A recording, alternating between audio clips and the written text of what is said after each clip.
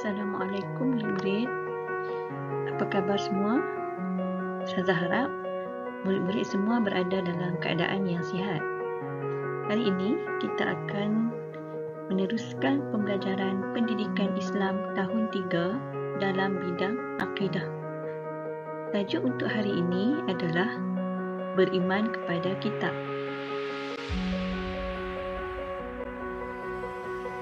Sebelum melangkah lebih jauh, kita akan lihat dulu pengertian kitab. Apakah pengertian kitab? Pengertian kitab adalah yang pertama, kalam Allah yang diwahyukan kepada Nabi dan Rasulnya. Yang kedua, kitab ini mengandungi syariat dan petunjuk memimpin manusia ke jalan yang diridhai Allah.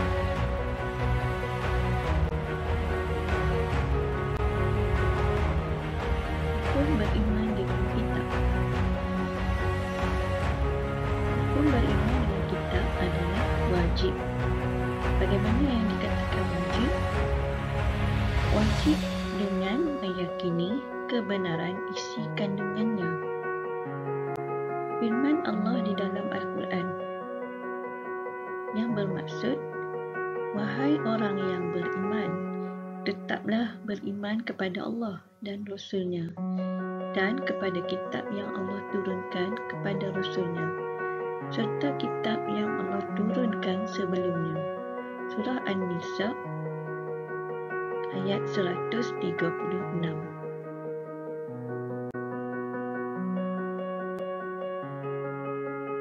Setiap para rasul yang diutuskan Allah mengandungi kitab-kitabnya yang tersendiri.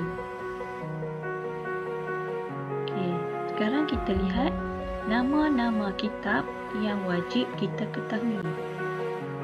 Ada 4 kitab yang wajib kita ketahui.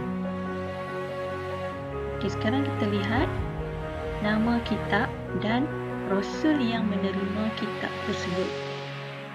Nombor 1, kitab Zabur. Kitab Zabur diturunkan kepada Nabi Daud. Kitab Zabur diturunkan kepada Nabi Daud. Yang kedua, kitab Taurat. Kitab Taurat diturunkan kepada Nabi Musa alaihissalam. Kitab Taurat diturunkan kepada Nabi Musa alaihissalam. Yang ketiga, kitab Injil. Kitab Injil diturunkan kepada Nabi Isa alaihissalam. Kitab Injil diturunkan kepada Nabi Isa alaihissalam. Yang keempat, kitab Al-Quran. Kitab Al-Quran diturunkan kepada Nabi Muhammad sallallahu alaihi wasallam. Kitab yang keempat adalah kitab Al-Quran yang diturunkan kepada Nabi Muhammad sallallahu alaihi wasallam. Keempat-empat kitab tersebut adalah daripada wahyu Allah. Namun, yang kekal sehingga ke hari ini hanyalah kitab Al-Quran yang kita baca setiap hari. Bagaimana dengan kitab-kitab yang lain? Kitab-kitab yang lain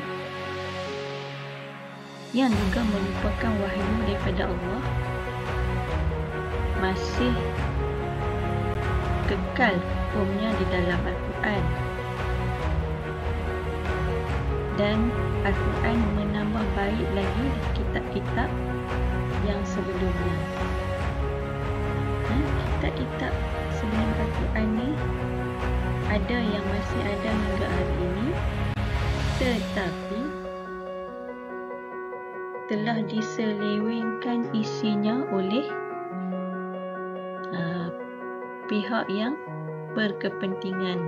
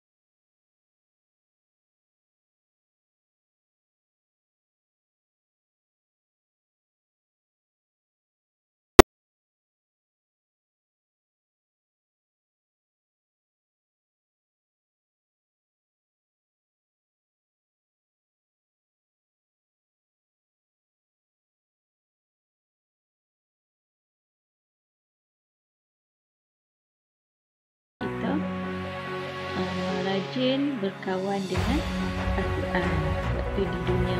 Macam mana cara nak berkawan dengan Al-Quran?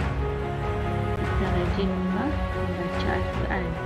Kemudian kita ikut apa yang ada dalam Al-Quran.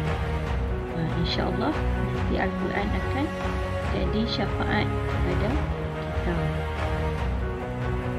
Yang ketiga, hidup menjadi tenang dan teratur. Bila kita beriman dengan kitab ni, hidup kita menjadi tenang dan rajinlah membaca Al-Quran. Jadikan Al-Quran ni kawan kita. Kita baca Al-Quran, insyaAllah kita rasa tenang. Kemudian bila hati kita tenang, kita dapat uruskan kehidupan kita dengan teratur. Yang keempat, masyarakat kan sejahtera. Masyarakat hidup dalam keadaan sejahtera, dalam keadaan aman damai, hidup dalam suasana harmoni, tidak bergaduh, tidak berperang, hidup dalam saling faham memahami. Seperti di negara kita sekarang lah, kita hidup dalam suasana yang aman damai. Alhamdulillah, ucap syukur, dan kita harap ketenangan itu berkekal. Yang kelima, dikasihi Allah. Kita rajin membaca Al-Quran, kita memahami isi Al-Quran, kita akan dikasihi oleh Allah, insya-Allah.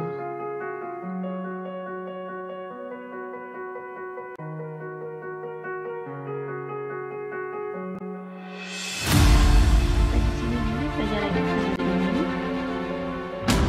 Jadi Ustazah harap murid dapat memahami apa yang Ustazah sampaikan pada hari ini, dan Ustazah harap murid dapat menggunakan isi-isi pembelajaran yang dipelajari hari ini.